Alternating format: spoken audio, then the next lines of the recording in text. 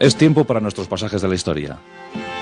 Es tiempo de conquista, tiempo de héroes, tiempo de mitos, tiempo de dioses que llegaron a las nuevas tierras.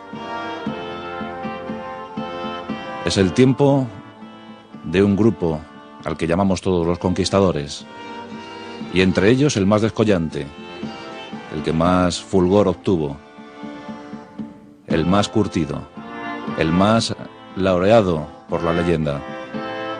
La historia, en nuestros pasajes de la historia, de Hernán Cortés.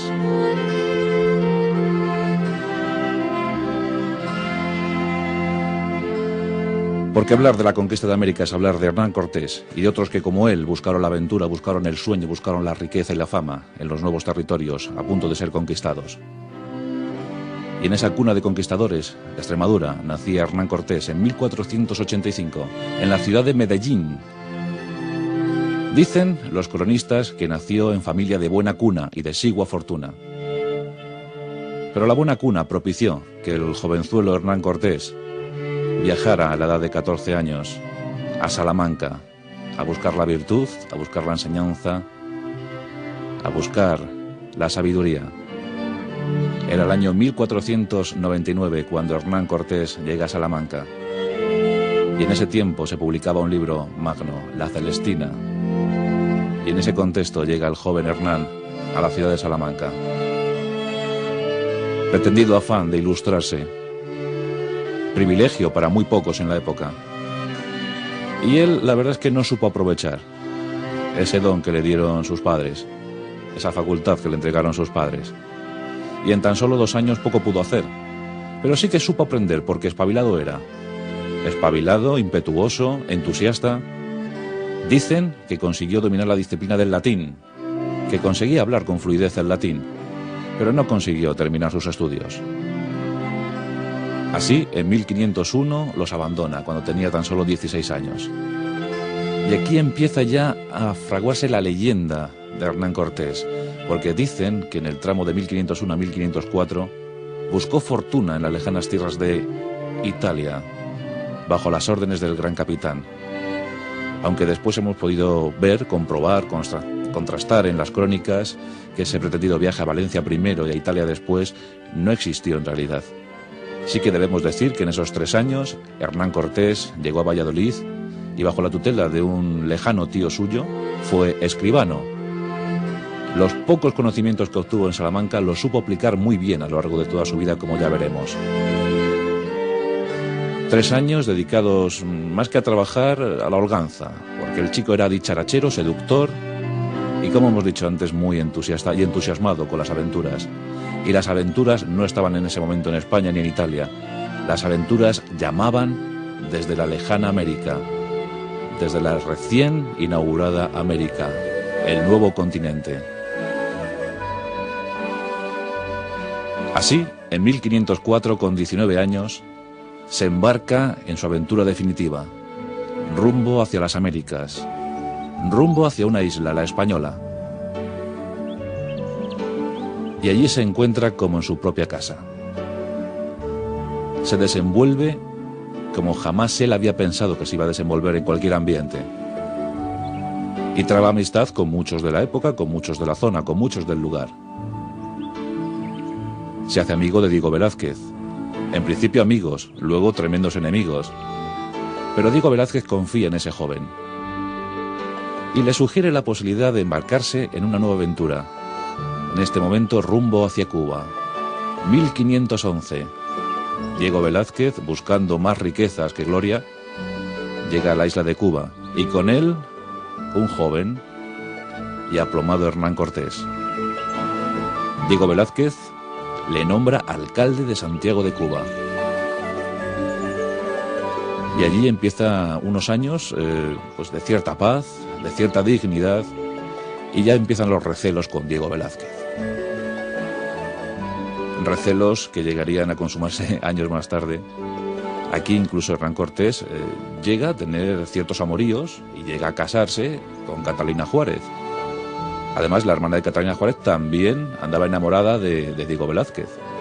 Es decir, que la historia estuvo a punto de hacerles cuñados. Y sí, se casó con Catalina. Desgraciadamente la abandonaría al muy poco y se olvidaría de ella. Las promesas que hizo a Catalina quedarían atrás, porque se acercaba el glorioso año de 1519. Unos meses antes, Diego Velázquez empieza a recibir informaciones del nuevo continente. Hablan de oro, hablan de riquezas inmensas y hablan de pueblos salvajes que deben ser prestamente evangelizados. Diego Velázquez, por supuesto, no piensa en la evangelización, piensa en el inmenso caudal de oro que va a llegar a sus arcas y empieza a preparar la estrategia para acercarse a los territorios de la Nueva España, de lo que sería la Nueva España, los territorios de México. Esas informaciones llegaron a cargo de adelantados que por allí estuvieron. Uno de ellos, Jerónimo de Aguilar, que conocía perfectamente la lengua maya. Sería un buen traductor para entrar en contacto con las tribus aborígenes y llegar a ese intercambio. Ya sabéis que los españoles siempre hacían buenos negocios, cuentas de colores a cambio de oro. Por tanto, los barcos iban cargados de armas, sí, pero la mitad del barco, la otra mitad de cuentas de colores. Diego Velázquez se entera que Hernán Cortés está preparando su plan aparte. Y entonces esto no hace confiar mucho a Diego Velázquez. Y decide quitarle el mando de la expedición. Pero ya es demasiado tarde. Hernán Cortés ha metido en la expedición a muchísimos marineros, a muchísimos españoles dispuestos a esa aventura. Más que soldados, eran aventureros. Estaban dispuestos a ofrecer su vida, su sacrificio, a cambio de riquezas inmensas que en España no podían obtener. Ya tiene unos cuantos reclutados.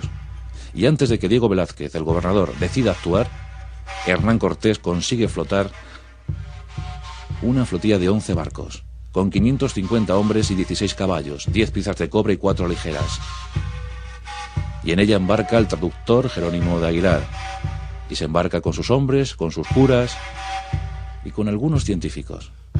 Eran 11 barcos, la cifra de hombres en torno a los 550, rumbo hacia México.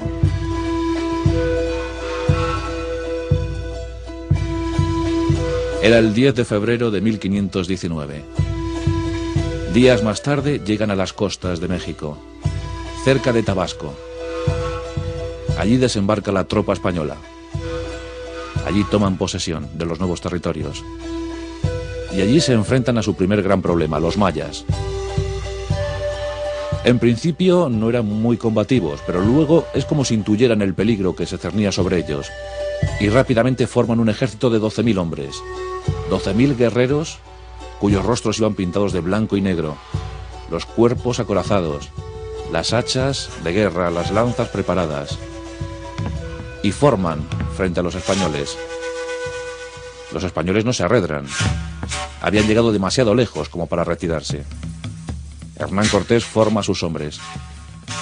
Los caballos quedan enjaezados y adornados con 1001 cascabeles. Aquello deja estupefactos a los indios. Los mayas contemplan extasiados el espectáculo que ante ellos se ofrece. 16 caballos tan solo pudo reunir Hernán Cortés. Pero la impresión era que aquellos no eran sino centauros. Hombres hibridados con caballos. Formaban una sola pieza. Y comienzan los ataques mayas. Y comienzan a caer víctimas de los arcabuces y de las piezas de cobre.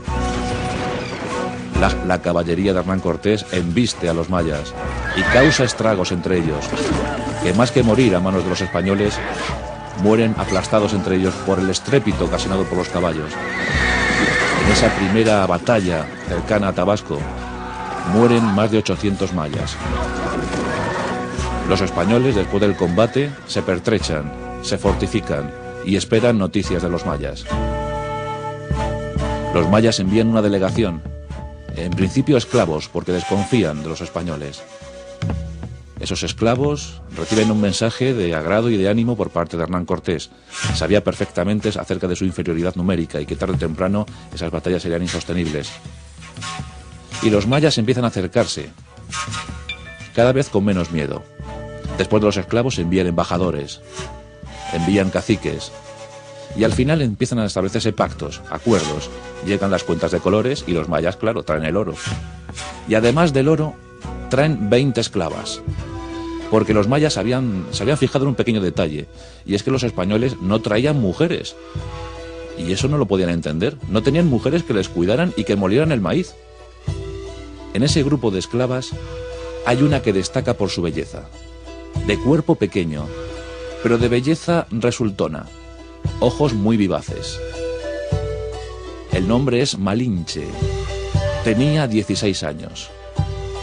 Acerca del origen de Malinche, se cuenta que era hija de un cacique local, por tanto una princesa local, podemos decirlo así. Y que después, al morir su padre, la madre decide venderla como esclava. Y en esas aparece en el mundo de los mayas, y en esa aparece en el mundo de Hernán Cortés. Hernán Cortés se fija en ella y se la entrega a uno de sus más valerosos capitanes. Claro, ellos no podían crear ayuntamiento carnal con esclavas mayas al no estar evangelizadas, así que deciden bautizarlas a todas para poder hacer el ayuntamiento carnal. Un pequeño trámite. Y en el caso de Malinche, el nombre que le toca en suerte es el nombre de aquella santa que murió martirizada junto a sus 7 hermanos en Orense. Marina. Ahí nació la historia, ahí nació la leyenda de Doña Marina, de esclava maya, a compañera fiel e inseparable de los españoles.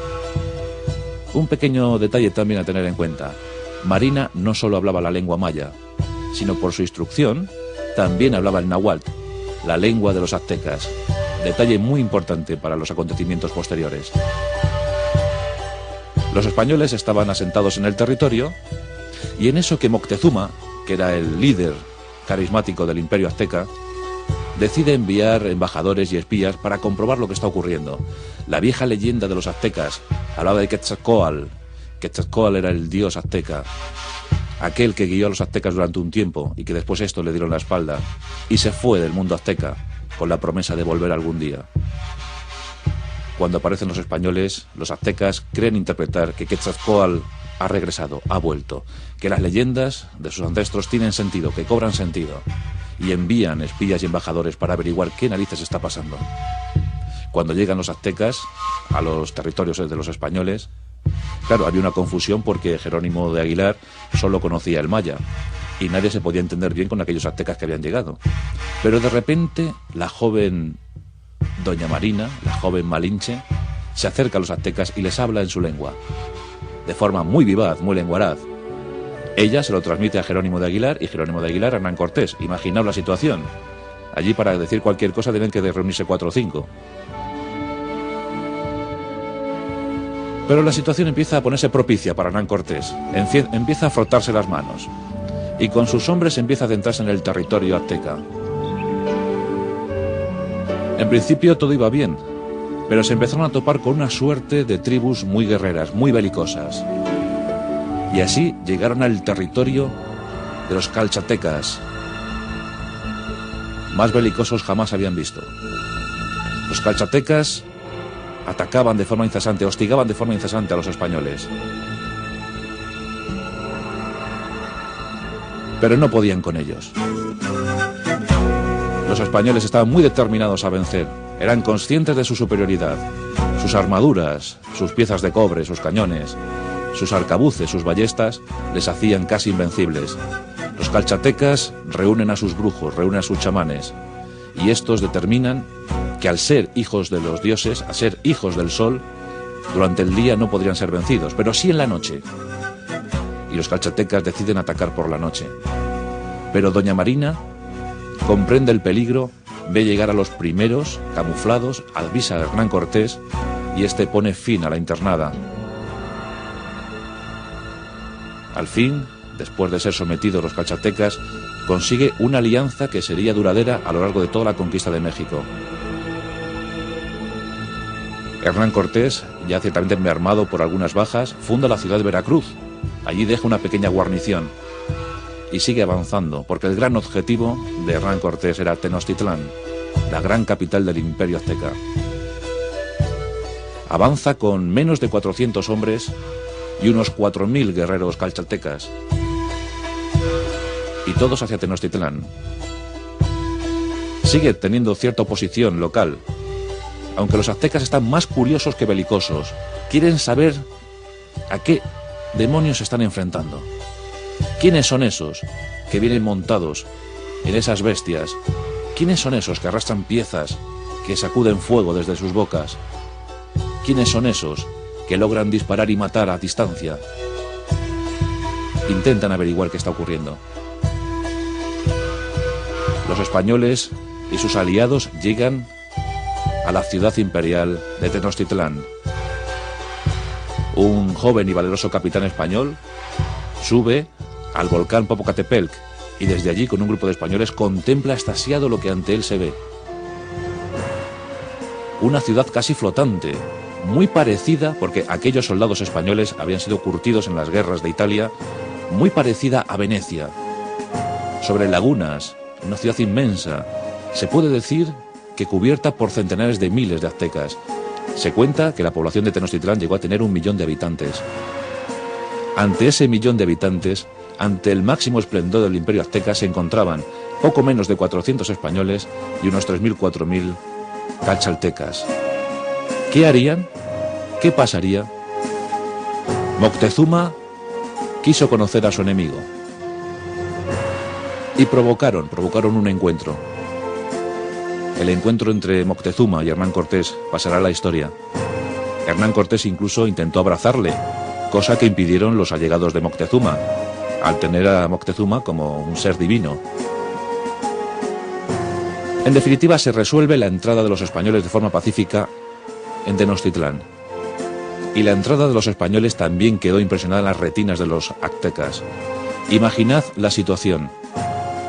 5 líneas crearon los españoles para entrar. En una primera línea, Hernán Cortés y 3 de sus capitanes, subidos a lomos de sus caballos, llenos de cascabeles, los caballos enjaezados. La impresión debió ser tremenda para los aztecas. Detrás de esa línea, un grupo de ballesteros, con las ballestas cargadas, por supuesto. Detrás, el grueso de la caballería, que en este caso eran 12. Y detrás de esos 12, los arcabuceros, la infantería, y detrás de toda la infantería, el grupo de aliados calchaltecas. Y así, de forma parsimoniosa, entraron en Tenochtitlán. Aquellos 4, siendo vanguardia de un grupo de poco más de 400, entraron en la ciudad más importante de América. Fueron respetados. Se asentaron en el centro de la ciudad. Tomaron un palacio y allí se establecieron. Pero rápidamente los capitanes comprendían que su situación era muy forzada. Los capitanes allegados a Hernán Cortés no confiaban en aquella situación, pensaban que era una tremenda encerrona, que Moctezuma tarde o temprano pondría fin a sus vidas. A todo esto llegan noticias de la recién fundada ciudad de Veracruz. Los españoles allá asentados han sido masacrados por los indios, y cuentan que esos indios eran aztecas, que eran enviados de Moctezuma. Los capitanes desconfían. Le sugieren a Hernán Cortés la posibilidad de apresar a Moctezuma, de tenerle como rehén para salvaguardar sus vidas. Hernán Cortés, llevaba ya 6 días establecido en Tenochtitlán, accede, y con 5 capitanes y su traductora, la eterna Doña Marina, se acercan al Palacio Real, al Palacio de Moctezuma, y le cuentan la situación, y le dicen lo que ha ocurrido en Veracruz, y exigen justicia. La situación se pone muy tensa. Hernán Cortés opta por el diálogo, Moctezuma también, diciendo que él es inocente, que no tiene nada que ver con la muerte de los españoles. Los capitanes, más bravos que diplomáticos, empiezan a ponerse muy nerviosos. La situación la resuelve Doña Marina, hablando a Moctezuma, diciendo que es mejor que se entregue porque allí puede correr la sangre. Moctezuma se entrega y es llevado cautivo a la zona de los españoles. Todo empieza a ponerse muy raro. A todo esto no nos olvidamos de nuestro querido compañero Diego Velázquez, que decide organizar una nueva flota para ir a por Hernán Cortés. Al irredento Hernán Cortés hay que darle un castigo.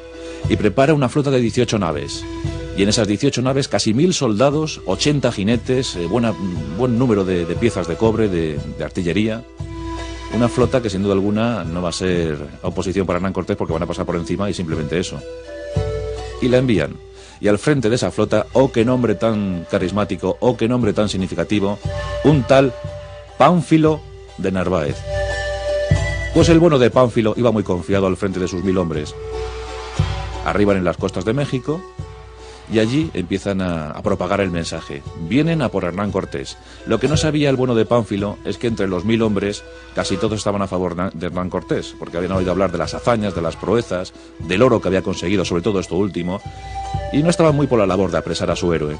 Pero bueno, hasta entonces no habían dicho nada. Hernán Cortés conoce la noticia. Toma una parte de su exigua tropa y se dirige hacia el encuentro con los españoles que venían a apresarle, que venían a presentar batalla. Mayo de 1520, 27 de mayo de 1520. Hernán Cortés, con 250 hombres, frente a su ejército opositor de más de 1000, con Pánfilo de Narváez al frente. Pánfilo se había pertrechado en una pirámide de 10 metros de altura. Y Hernán Cortés enseguida comprende su delicada situación. Jamás podría vencer a ese ejército. Y decide iniciar una acción que podemos considerar casi de comando. Escoge a un par o 3 de capitanes valientes. Y con ellos se interna en la pirámide. Pánfilo estaba tan confiado de su superioridad que no había puesto mucha guardia. Y los capitanes llegan a la estancia donde está Pánfilo de Narváez. Se levanta sobresaltado, decide oponer alguna resistencia, le asestan un mandoble, le saltan un ojo y, aturdido pensando que su fin ha llegado, se entrega. Los soldados, que iban bajo las órdenes de Pánfilo de Narváez, pues deciden pasarse a Hernán Cortés, porque ya lo tenían más o menos pensado. Así que lo que puede ser la gran derrota de Hernán Cortés se convierte en la gran victoria, la que le da la fama. Y ya no con 250, sino con 1250 hombres, vuelve hacia Tenochtitlán, pero allí están ocurriendo cosas terribles. Pedro de Alvarado, uno de los lugartenientes de Hernán Cortés, se había quedado al mando de la guarnición de Tenochtitlán. Contaba con unos 80 hombres. Y en esos momentos llegaban las grandes fiestas para los aztecas. Los aztecas tenían la curiosa costumbre de sacrificar vidas humanas a sus dioses. Y a tal fin preparaban a unos jovenzuelos decían de cuerpo perfecto, que durante un año les daban toda clase de privilegios en todos los sentidos, sexuales, litúrgicos. 2 jovenzuelos eran preparados para un sacrificio ritual. Y este sacrificio se estaba preparando en esos días, curiosamente en esos días. Y claro, Pedro de Alvarado no estaba dispuesto a consentir que se produjeran sacrificios humanos en presencia de españoles cristianos. Y decide prohibir por su cuenta esos sacrificios. Moctezuma entra en cólera y aún así decide llevar a cabo el ritual. Una jornada sangrienta, porque cuando están a punto de sacrificar a los jóvenes, aparece la tropa española y realizan una masacre entre la nobleza azteca que se encontraba en esa montaña dispuestos a sacrificar a los jóvenes. Cuentan las crónicas que entre 600 y 1000 nobles aztecas murieron, víctimas de las espadas españolas. Dicen que Pedro Alvarado no le movió el afán de hacer justicia o de evitar sacrificios humanos, sino que ya habían llegado rumores al cuartel español sobre la inquietud de los aztecas y que todo se estaba preparando para que fueran pasados por las armas estos españoles. Así que decide adelantarse a los acontecimientos. Cuando llega Hernán Cortés, ve lo que ha ocurrido. Los españoles rodeados, los aztecas muy violentos y dispuestos a guerrear. Y estamos hablando de miles de guerreros aztecas, miles de fieros guerreros aztecas. Y muy fieros porque habían tocado lo más hondo, habían tocado su religión, sus creencias, habían tocado su idiosincrasia.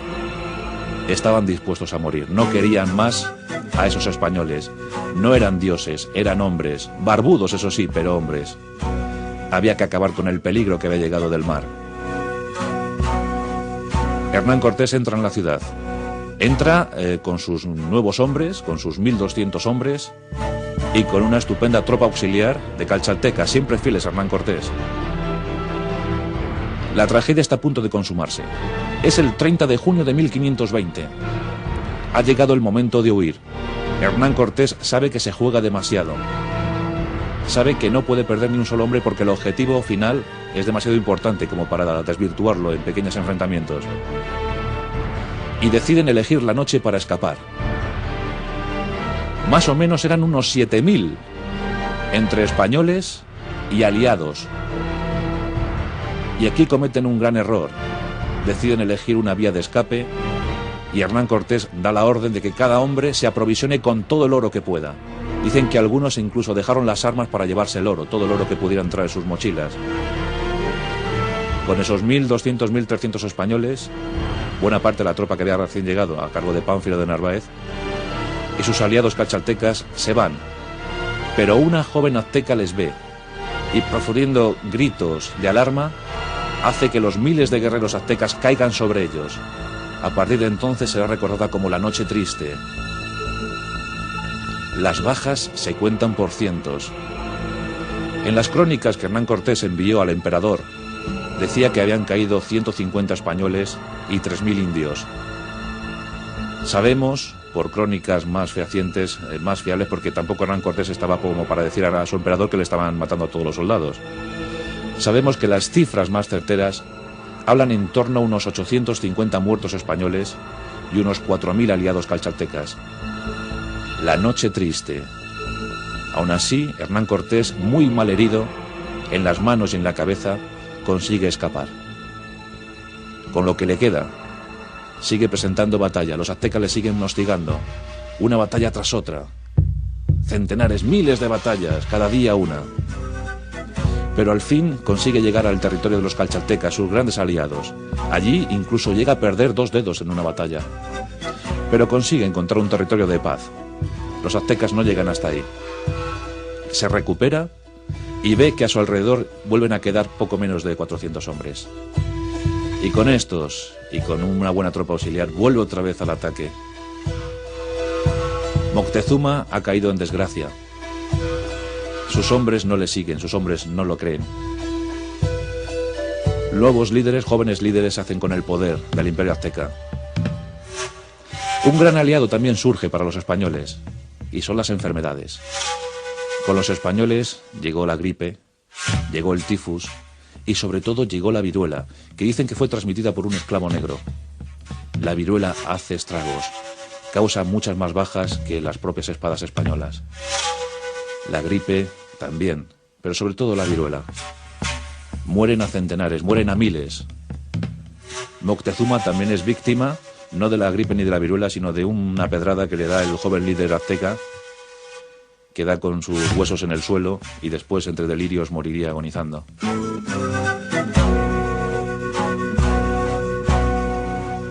Y el último líder azteca, Cuauhtémoc, es apresado y colgado también por Hernán Cortés, y Tenochtitlán cae, y allí se sienta Hernán Cortés. La historia curiosa de la conquista. Y doña Marina siempre a su lado. Se puede decir que técnicamente la conquista de México termina en septiembre de 1521. O sea que duró poco más de 2 años y medio, aproximadamente 2 años y medio. Aunque bueno, hubo reyertas, hubo combates, incluso rebeliones en la propia tropa española que duró hasta 1523. El tiempo que estuvo Hernán Cortés en América va desde 1519 a 1540. Y desde allí pues comenzó una serie de exploraciones. Por ejemplo, descubrió la Baja California, que se pensaba que era una isla hasta que se constató que no, que era simplemente una península. Llegó al Pacífico. Y sobre todo sus narraciones, las obras de su autoría, que eran tremendamente descriptivas. También fue una gran aportación a la nueva geografía que se estaba empezando a conocer en los territorios de la Nueva España. Y tuvo un hijo con doña Marina. Dicen que la amaba profundamente, que estaba enamorado de aquellos ojos vivaces. Con doña Marina tuvo un hijo, Martín, que claro, no fue reconocido. No fue reconocido porque llegó Catalina Juárez. ¿Os acordáis de Catalina Juárez? Os hablamos de ella al principio, se había casado con ella. Y claro, reivindicó su derecho de esposa, y más con el nuevo y enriquecido Hernán Cortés. Aquí hay un dato terrible en la historia de Hernán Cortés. Llegó más o menos en octubre de 1522, cuando doña Marina ya estaba a punto de dar a luz. Y claro, Catalina estaba negra, estaba enrabietada. Y después de una cena muy suculenta, muy apetitosa y con mucha bronca, Catalina se va a dormir a sus aposentos. Y detrás se va Hernán Cortés. Todos miran complacidos, diciendo, bueno, han reñido, pero ahora harán las paces. Al poco, Hernán Cortés sale profiriendo gritos, muy alarmado, diciendo que su mujer había muerto. Todos acuden y encuentran a Catalina postrada en el lecho, con unos moratones tremendos en el cuello y con su collar de oro roto. Era el 1 de noviembre de 1522. ¿Qué había pasado con Catalina? No pudieron echarle la culpa a Hernán Cortés, no se atrevieron, pero siempre esa leyenda pesó sobre la historia de Hernán Cortés. Era la historia negra de Hernán Cortés. Posiblemente asesinó a su primera mujer. La historia de Hernán Cortés, que en 1540 regresaba a España para ponerse al servicio del emperador Carlos I de España y V de Alemania. Hernán Cortés siempre había cumplido con su emperador. De cada botín, un quinto era extraído para el emperador, para cubrir las guerras en otros sitios, en otros lugares. En 1540 regresa a España ya muy cansado, con 55 años de edad, y aún así decide emprender una nueva campaña militar al lado de su emperador, la campaña de Argel. A tierras africanas se va. Pero luego, ya muy mermado, se casó de nuevo, fue nombrado marqués, y con su segunda esposa, la oficial, tuvo 4 hijos. Aunque luego ya por fin se consiguió reconocer a Martín, al primogénito de doña Marina. Qué tiempos para Hernán Cortés, que luego entró en el olvido. Fue abandonado por su emperador. Eso es al menos lo que él pensaba. Y con 61 años moría recordando sus aventuras, sus viejas aventuras en México, conquistando Tenochtitlán, sometiendo a Moctezuma, ahorcando a Cuauhtémoc. Cerca de Sevilla moría en 1547, no llegó a cumplir los 62 años. Aquel que salió lleno de esperanzas y sueños de su Medellín natal y que regresó a España casi cargado de cadenas por asuntos legales. Héroe, conquistador, asesino. La historia no puede juzgar ahora las cosas que ocurrieron en el siglo XVI. Eran otros tiempos, eran otras épocas. Otra concepción de la vida, otra concepción del mundo.